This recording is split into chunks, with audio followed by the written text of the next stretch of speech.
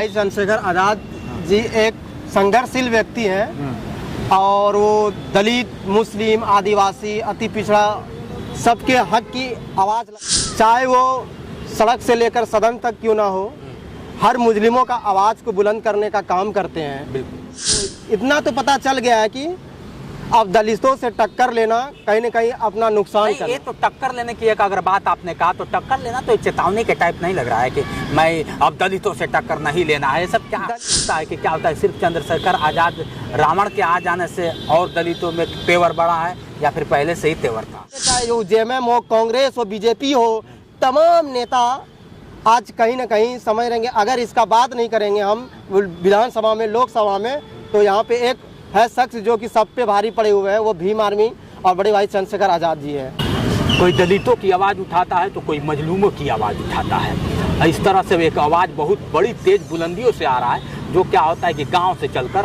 हम इस समय दिल्ली में बैठे हैं और दिल्ली तक आ पहुंचता है। उसका नाम है चंद्रशेखर आज़ाद रावण। चंद्रशेखर आज़ाद रावण को कौन नहीं जानता है मित्रों। गांव से लेकर सांसद भवन में अगर कोई चीख रहा है, चिल्ला रहा है, चाहे वो क्या होता है कि बेरोजगारी पे बात हो, चाहे शिक्षा पे बात हो, चाहे SC ST OBC पे बात हो या फिर गरीबों पे बात हो, इन्हीं सब बातों को हम चर्चा करेंगे। क्योंकि भीम आर्मी से ताल्लुकात रखते हैं, भीम आर्मी के बहुत करीब रहने वाले हैं। आज हमारे बीच में हैं सिंटू जी। पहले तो स्वागत है आपका। सबसे पहले आपको धन्यवाद, आपके चैनल को धन्यवाद। और आज हम लोग स्वतंत्रता दिवस के सभी देशवासियों को धन्यवाद और आपके न्यूज़ चैनल के माध्यम से सभी को धन्यवाद। हाँ ठीक है, आज 15 अगस्त है और स्वतंत्रता दिवस है। सबको ढेर सारी शुभकामनाएं देते हुए आज बात करते हैं चंद्रशेखर आज़ाद रावण की। बहुत आप करीबी देखे जाते हैं, कभी आप पिक्चर में आप दिख रहे होंगे, ये बहुत उनके करीबी हैं आप, कि कैसे देखते हैं चंद्रशेखर आज़ाद? बड़े भाई चंद्रशेखर आज़ाद जी एक संघर्षशील व्यक्ति हैं और वो दलित, मुस्लिम, आदिवासी, अति पिछड़ा सबके हक की आवाज़ लगाते हैं जी। चाहे वो सड़क से लेकर सदन तक क्यों ना हो, हर मुस्लिमों का आवाज़ को बुलंद करने का काम करते हैं। बिल्कुल। और देखा जाए इस देश में जिस तरह से पिछले वर्षों से जातिवाद, मनुवाद का हावी रहा है, और बड़े भाई जब से इस हम लोग के बीच में आए हैं, कहीं ना कहीं मनुवादियों को इतना तो पता चल गया है कि अब दलितों से टक्कर लेना कहीं ना कहीं अपना नुकसान करना। ये तो टक्कर लेने की एक अगर बात आपने कहा तो टक्कर लेना तो चेतावनी के टाइप नहीं लग रहा है कि मैं अब दलितों से टक्कर नहीं लेना है। ये सब क्या दलितों से देखिए सर क्या होता है ना, दलितों को शोषण बहुत ज्यादा कर रहे हैं। ठीक है, लेकिन चेतावनी से नहीं, संविधान से समझाइए ना। मैं संविधान को हम लोग मानते हैं, संविधान के अनुसार से ही टक्कर लेंगे। कानून है ना, कानून के हिसाब से ही टक्कर लेंगे उससे। जी जी।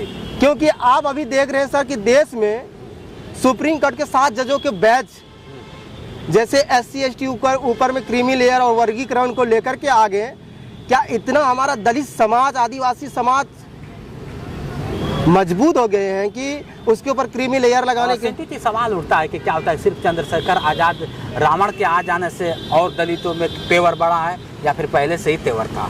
नहीं, मेरा मानना जब से बड़े भाई चंद्रशेखर आज़ाद जी आए हुए हैं तब से हर एक दलित व्यक्ति में, चाहे वो आदिवासी भी क्यों नहीं, अति पिछड़ा क्यों ना, कहीं ना कहीं जो चंद्रशेखर इससे पहले तो क्या होता है कि सुश्री मायावती थी, कांसी राम जी थे और बहुत सारे लोग थे जिसकी हम आज भी इतिहास गवाह है। तो क्यों ऐसा आप कह रहे हैं कि चंद्रशेखर आज़ाद आने के बाद? देखिए, बहन कुमारी मायावती हम लोग का एक आयरन लेडी रहा और कहीं ना कहीं हम लोग मानिए काशीराम साहब से भी प्रेरित है, उनके विचारधारा में उसको आइडल को मानते हैं। लेकिन जो युवाओं में एक जोश आया ना, युवाओं को देखा जाए तो बड़े भाई चंद्रशेखर आज़ाद को देख करके सब युवा समझे। और हमें लगता है कि सबसे ज़्यादा अगर आज कोई युवा है तो बड़े भाई चंद्रशेखर आज़ाद के साथ में है। कहीं भी शोषण हो जाते हैं तो वहाँ पे वो डट के खड़ा होते हैं चंद्रशेखर। सही आप कह रहे हैं, लेकिन कहीं कहीं ये भी दिखाई देता है, ये मेरा नहीं, कुछ सुर्खियों से भी पता चलता है कि चंद्रशेखर आज़ाद जो चंद्रशेखर आज़ाद बताया उसी को छोड़ दिया। ऐसा भी होता है क्या? नहीं, ऐसा तो नहीं है। नहीं सर, ऐसा नहीं है। ऐसा नहीं है? ऐसा नहीं। कुछ लोग जब छवि किसी का बन जाता है सर, तो उसको लगता है कि इसके बारे में बुराई करें और वो पीछे हट जाते हैं क्योंकि वो अपना छवि बनाने के चक्कर में। कहाँ से आते हैं? ऐसे हम झारखंड से बिलोंग करते हैं सर। झारखंड में अगर बात करें दलितों की बात कर लिया जाए, ओबीसी SC ST की बात कर लिया जाए, तो क्या वहाँ पर क्या प्रभाव है? हाँ, भीम आर्मी का बहुत ज़्यादा वहाँ पे प्रभाव है, लेकिन वो एक अति पिछड़ा राज आते हैं। हमारे माननीय आपके हेमंत सोरेन जी जो हैं, वहाँ पे आज तक दलित और आदिवासी के लिए, वो भी तो दलित हैं, वो आदिवासी है लेकिन दलितों के लिए कोई काम नहीं किया है। पिछले आज से 24 साल हो गए हैं, ना तो जब बीजेपी सरकार वहाँ पे थी या आज जेएमएम की सरकार वहाँ पे है, लेकिन दलितों का कोई हक और अधिकार की बात नहीं किया आज तक। लेकिन जब से भीम आर्मी आज़ाद समाज पार्टी आए हैं, तब से चाहे विपक्ष में, चाहे वो जेएमएम हो, कांग्रेस हो, बीजेपी हो, तमाम नेता आज कहीं ना कहीं समझ रहेंगे अगर इसका बात नहीं करेंगे हम विधानसभा में, लोकसभा में, तो यहाँ पे एक है शख्स जो कि सब पे भारी पड़े हुए हैं, वो भीम आर्मी और बड़े भाई चंद्रशेखर आज़ाद जी है।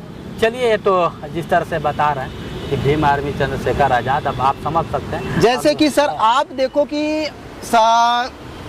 हम लोग का सुप्रीम कोर्ट में क्लोजियम सिस्टम है, खत्म करने की बात बड़े भाई चंद्रशेखर आज़ाद ने उठाया संसद भवन के अंदर में कि क्लोजियम सिस्टम को खत्म करना चाहिए, कि जज का ही बेटा जज नहीं बन सकता है। बिल्कुल बिल्कुल बिल्कुल सही आप कह रहे हैं। लेकिन चलिए, ये तो रहा चंद्रशेखर आज़ाद की बात। चंद्रशेखर आज़ाद को लोग सच है कि युवाओं में एक अलग जोश जागा है चंद्रशेखर आज़ाद को देखकर, और जगना भी चाहिए। और हर एक के अगर देखा जाए तो दिलो दिमाग में चंद्रशेखर जैसा बनने की चाहत रखनी चाहिए, और चंद्रशेखर से भी अच्छा काम करने की एक चाहत